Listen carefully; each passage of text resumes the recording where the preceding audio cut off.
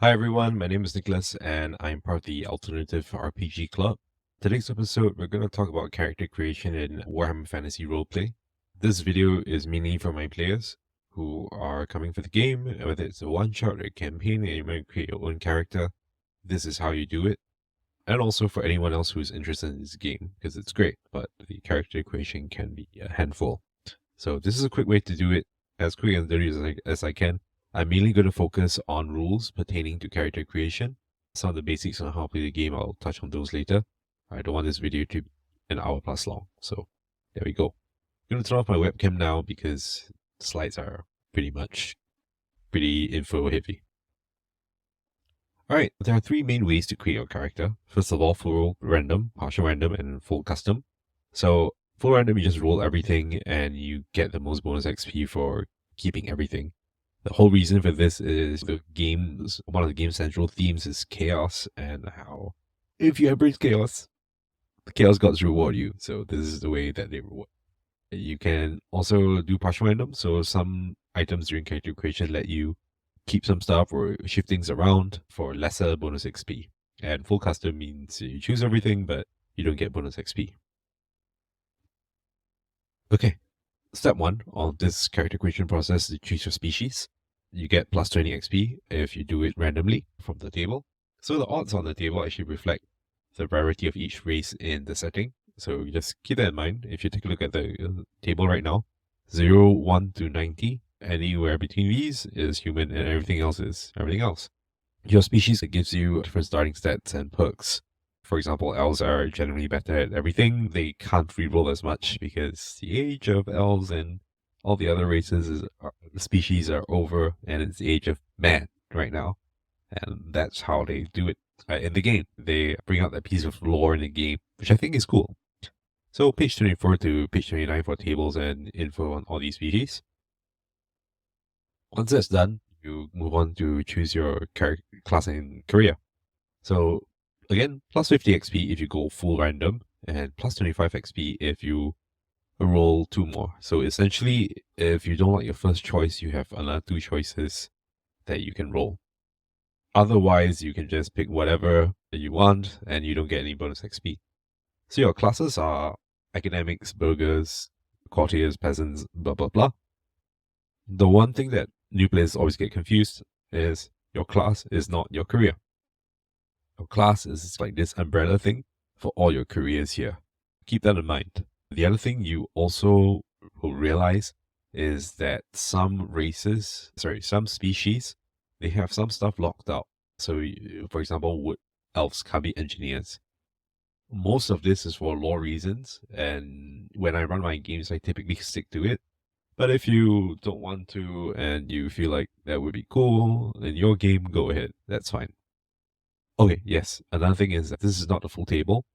You can refer to page 31 and 32 for the full table. Next, determining attributes.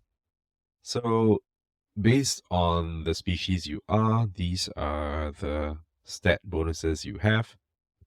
So for humans, it's plus 20 for everything. Dwarves are a little bit different, and so are halflings and elves. Note that it's 2d10, so if you roll your dice and it's 5-5, it's not 55, it's 5 plus 5. So this has happened a couple of times where new people roll this. Because in general, most of the rolls in this game are going to be D100, so they apply D100 logic to this roll as well. But no, it's 2d10, so keep that in mind. Your weapon skill should not be something ridiculous like 85 at this point. So yeah. Again, you get plus 50 XP for full random and plus 25 if you want to rearrange your stats. Until this point, I would say that for new players, it would be best to full random everything except attributes, because you wouldn't know like what these implications are. And also, I feel like it's part of the game. It's a theme of the game where we leave things up to chance and stuff like that. So I feel like it's one of the things that makes this game so unique. But okay, so for attributes, there are some things you need to keep in mind. So there are attributes that will benefit your career. So what are these characteristics? Sorry. that you might want to put your higher rolls in. If you take a look here, for example, I'm going to skip ahead a little bit, but this is your career page, for example, if you're an apothecary. So anything with a symbol is probably going to be important for your career. So these are the ones that you might want to prioritize. So keep in mind that as Apothecary's Apprentice, you always start here. You can only put advances in toughness, dexterity, and intelligence. You can't touch the rest. So one way you might want to think about this is, okay, I put my advances earlier so I can level up earlier or whatever. Or I should put my advances in the blank spaces because I won't have a chance to put points in any of these for the rest of the game if I stick to this career. So there's two kind of schools of thought on how you want to do that. Okay, we're done for this. Okay, so next thing we want to touch on is wounds. On your character sheet, there should be like a neat little table that has this formula as well, so it's relatively simple. You can follow it, no problem. Next, the extra points. Okay, so for extra points, your extra points here for you to distribute between fate and resilience. So just do so accordingly. I'll touch on what fate and resilience do in a moment. And lastly, you want to determine your motivation. This helps you regenerate resolve points. Alright, so when you roll your characteristics, I would highly recommend when you fill this table up to use pencil, or if you use digital, whatever, that's fine. The reason why is that some of the talents that you roll later on are going to change your initial characteristics, or some of the advances your career gives you, etc., might change your characteristics. So yeah. So whatever you roll here, just add it here. Any talents, let's say, I think there's one called tough, extra tough or something like that adds a +5 to your toughness. That goes to your initial as well. So there's a difference between adding to your initial and adding to your advances. So keep that in mind. Advances is basically how much you level up each characteristic, for lack of a better term, or a term that most gamers will understand. And then your initial plus your advance is your current. So basically, if you have a 15 in weapon skill and a 5 advance put into it, you have 20 in your weapon skill. Alright, so I did mention fate and resilience just now. So TLDR, your fate value and your fortune value is the same, and your resilience value and your resolve value will be the same. So what do each of these things do? I'm just going to touch on it very briefly, but it's something that you should remember. This is probably one of the more important things that are not directly involved in character creation, but I still need to explain it now so you know how to distribute your extra points. So fate lets you negate damage from one source. So if it's a very heavy hit, you can use this. Or if you're going to die, you don't die. Instead, you're taken out of the scene for one fate point. So obviously, this is a very strong currency, so it's very difficult to recharge. Usually, after you do something super important, like kill a very big bad guy, or you save a village from chaos, etc., all these kind of things, yeah. So fortune lets you roll or add one success level. SL is success level. So in this game, when you roll skill checks and stuff like that, it's not just about if you pass or fail, but also how well you pass or fail. So there are levels to your success. So this helps you add one success level. It lets you choose your initiative. It can let you choose your initiative as well. So if you want to go first, you can go. And then usually this regains at the end of every session, says the book. But in my honest opinion, I feel like it's a little bit too much. So I tend to adjust it to regain at the start of the scenario. So resilience helps you ignore mutation, which happens when you are too corrupted, you get too much corruption. Then the cool part of resilience is it lets you choose the result of a roll and hit location if applicable. So let's say you could literally say, I want to crit on this guy's hit. You can. But yeah, obviously, again, this is very powerful, so you don't get to recharge resilience very often. Alright, Resolve. Makes you immune to psychology for 1 round. So things like terror, frightened, frenzy, etc. These are actually pretty common in the game. So you might want to, and this is an important kind of currency to keep in mind when all that stuff happens to you. It also lets you ignore modifiers from critical wounds. Sorry. Oh god, my nose is blocked, so I'm mouth breathing at the same time right now. Excuse me. So you can also use this to ignore modifiers from critical wounds. Sometimes when you suffer critical wounds, you get minus for, I don't know, losing a finger or whatever. You can use that to ignore them. You can also use it to remove conditions like stun, blinded, etc., etc. Only one though. So for example, if you have 3 stacks of bleeding, you can only remove 1 resolve equals removing 1 bleed. So you would bleeding 2 instead of bleeding 3. And yes, in this game, there are stacks to your conditions. It's not just stunned, but sometimes there's a value attached to that. Alright, so once that's done, we go into skills and talents. This part is quite a handful, so I want you guys to focus up here and follow the sequence, right? First of all, sort your species skills first and talents first. Oops, there's a bit of a typo there, but never mind. Then do your career stuff. Whatever your species skills and talents are, you can find them on page 36. There are 2 examples here, humans and dwarves. So these are the skills you can put points into and talents. Okay, so species stuff, you pick 3 of these skills and put 5 advances into each of them. And then another 3 skills to put 3 advances into them. After that, you choose 1 talent from these, or use the random table as the species allows you to. So for example, humans, right? You can pick one of these, or you can get 3 random talents from the talent table. For dwarves, you don't have such luck. You just have to choose what talent you want. And yes, read write is a talent. Therefore, when you do your roleplay, if you don't have this talent, you can't read. Okay? Yeah, you can't write. This is pretty important to have. Read write. For at least 1 character in the party. Just so you guys know.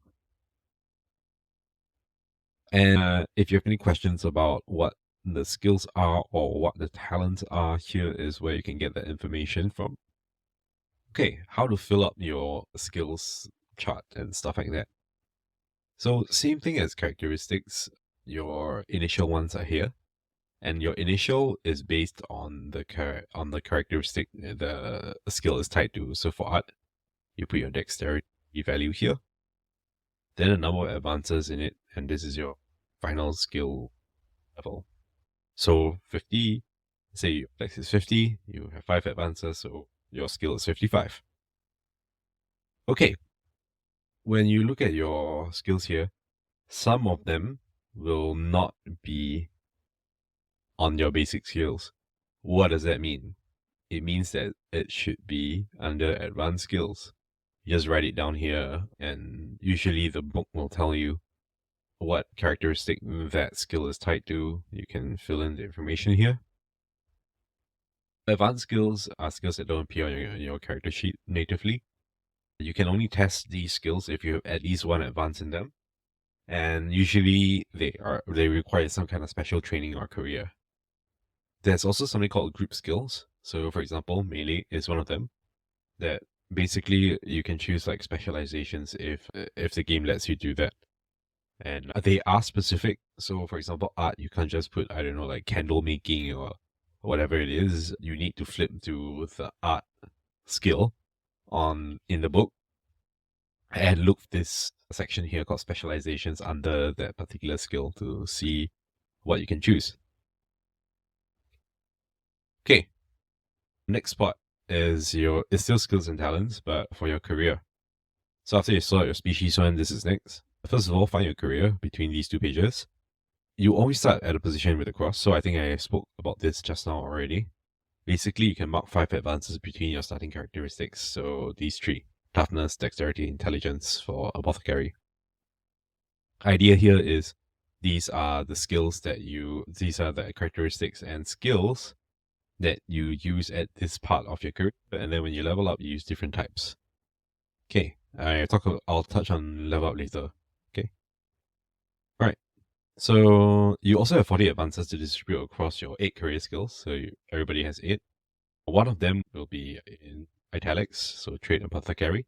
That is the skill that you use to earn money, and that happens when there's downtime, so you don't have to worry about that right now.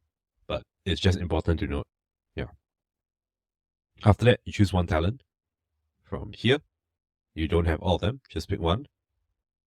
Again, if you don't know what they do, look up these pages. Then add your career trappings, which are here, so you have all of these. I do note that when you level up, it doesn't mean you automatically get the next level's trappings for free. Some, depending on the item, you might still have to buy it. Okay, I wanted to touch a little bit on spellcasters as well, because spellcasters are always so special. Their rules are a little bit more complex. So it works out pretty much almost the same. You pick a talent, but for you to cast any spell as a spellcaster, you need to pick up petty magic. At the lowest level, it's petty magic only. So once you level up to, let's say, a wizard or whatever, there should be a talent called arcane law as well. You need to pick that to cast like better spells. But petty magic is basically your cantrips, which you can find on the petty magic section of the book. I did not include the page number here, but maybe some editing magic, I'll put it in. And then you can look at petty magic talent in the master talent list to learn more about how you can buy more spells and stuff like that. But basically, you get to choose number of spells based on your willpower bonus. What's your willpower bonus? For example, if your willpower value is 53, your willpower bonus is 5. Basically, it's the 10th number in that characteristic. So if it's 83, my willpower bonus is 8. And this is the same for all the characteristic bonuses. How you calculate those. Okay, holy people. So your priests, your nuns, etc., etc. First of all, you need to detail divine law. You need to choose one. Oh, sorry, forgot to mention. For wizards, for wizards, I think you are able to channel any color.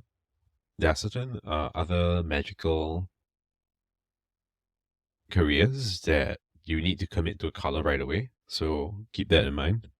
But unless you're an elf, you can only dedicate yourself to one arcane law, because elves are attuned with magic and all that. They're very good at doing that stuff, so yeah, they can do it, but humans are weak, and they can only cast one type of magic spell.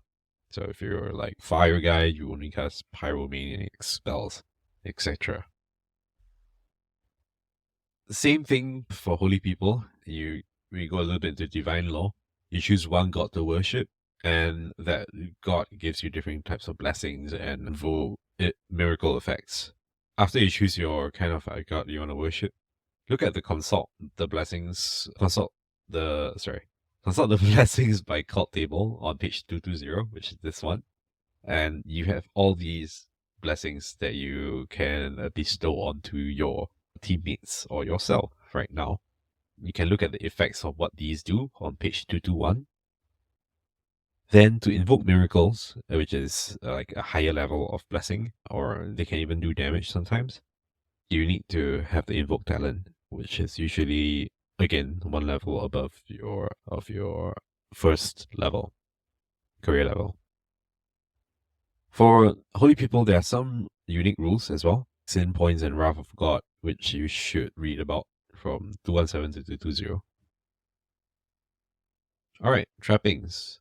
So at this point, you probably have already filled in the inventory with your career trappings. There's also species trappings. Please take a look at these and include them as well. If you need any information about what these actually do and their effects and all that, find them in the consumer's guide, which is also in your rulebook, between 294 to 308. Some of these items have qualities as well. Keep in mind, especially your weapons and your armor, there are some bonuses or there could be some special instances where they are more effective, so take a look. Then, after you fill in your class trappings, you need to roll your starting wealth. So that is determined by this here, your kind of like status and standing.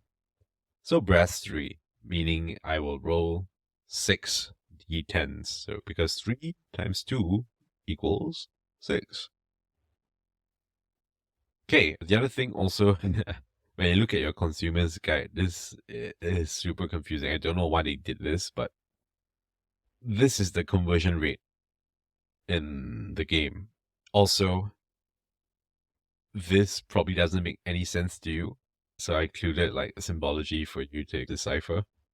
Basically, a uniform here costs 1 gold coin. This 2/dash thing is silver. So 1 gold coin and 2 silver. A jug costs 3 silver and 2 brass. And a pouch costs 4 brass. Why is it this way? I don't know.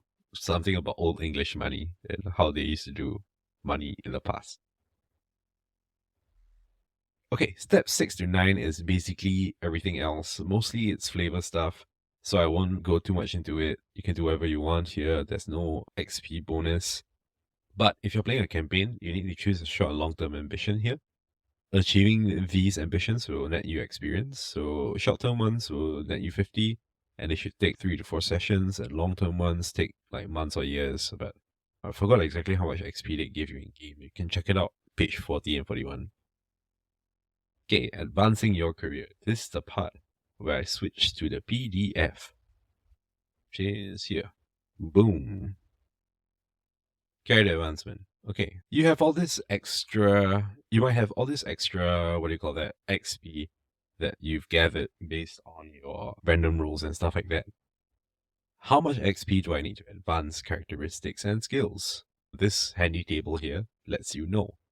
Again, you can only advance skills that are in your current career level.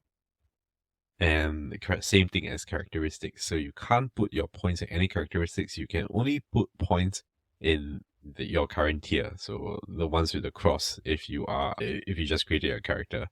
And they cost 25 XP for each point in that characteristic. If you have 0 to 5 advances, anything above that, it's 30. And same for skills. You can just consult this. This is why it was important for you to not lump everything in all your advances and everything into initial, because you need to separate that for your level up here. How do you level up? To move up the career ladder to your next level, you need a minimum number of advances in your tier's characteristics and skills plus 1 talent. Here's your minimum level you need. So at level 1, you need 5 advances in each skill and characteristic of your career. So you have, when you create a character, you have 40 advances that you can distribute among 8 of your skills. Basically, you could put 5 advances into every skill, and this gives you a very good base to quickly level up to the next kind of career level. So yeah, you could do that, which if you are having trouble deciding, just do it. Keep in mind though that you don't necessarily want to, in Singapore we call the term chiong, you don't necessarily want to rush to the next level, because you can only buy talents that are in your current tier. So if you're tier 2, you don't have access to tier 1 talents unless you already bought them. So yeah, try to come up with a plan and think about what talents look more attractive to you before you commit. Talents cost 100 XP plus 100 XP for each level taken in that talent. So talents have levels as well. The more levels in the talent you put in, the more effective it is. So that's why this part is here. And yeah, once you finish your career, you can spend 100 XP to level up. So you can also change your career, or multi-class, as other games would call it. If you complete your current career, you can enter the next level of another career at 100 XP. So it doesn't mean that let's say you are apothecary here, right? Then you move on to next level. Oh, I want to be wizard. You, even though you were at a tier 1, you will start your next career at tier 1 also. So you'll be wizard's apprentice, not wizard, if you multi-class. Yeah. If you want to move on before your career is completed, you can pay like 300 XP to do that. But I feel like there's a bit of a waste. Just stick to your career and you'll be fine. You'll be fine. It's not that bad. And yeah, that's basically career advancement. I'll also put this sheet into what do you call that? The YouTube descriptions, so you can take a look. This is my cheat sheet. All right, and that's it for all our stuff, character creation and all that.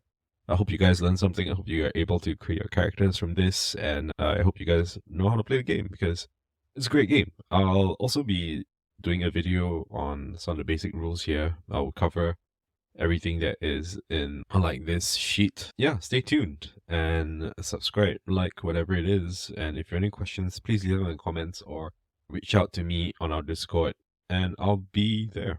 Thank you guys. See you. Bye bye.